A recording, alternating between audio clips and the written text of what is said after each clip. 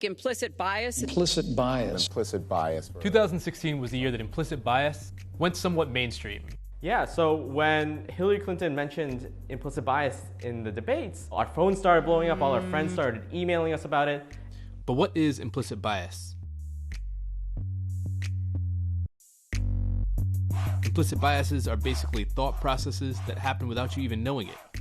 Little mental shortcuts that hold judgments you might not agree with. And sometimes those shortcuts are based on race. First, some clarity. Saying someone has an implicit bias is different from calling someone a racist. The word racist is a highly loaded term, right, here in American society.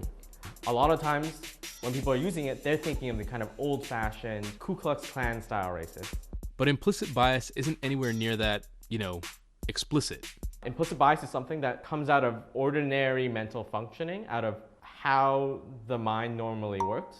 We've all grown up in a culture with media images, news images, conversations we heard at home, our education.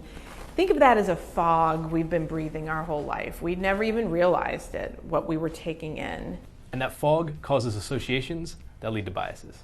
I somehow know that if you say peanut butter, I'm going to say jelly. That's an association that's been ingrained in me because throughout my life, peanut butter and jelly are together.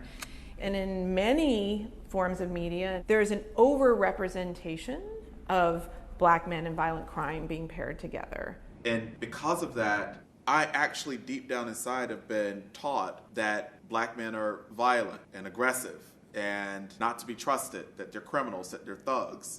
With all those associations, I'm not trying to let us off the hook, but in some ways, none of us stood a chance. Starting today, we'll post a video a day dealing with one challenge of understanding implicit bias and its relationship to race and exploring ways we might combat the problem. One more thing, if you're seeing this and thinking that it doesn't apply to you, well, you might be falling prey to the blind spot bias. That's the scientific name for a mental bias that allows you to see biases in others, but not in yourself.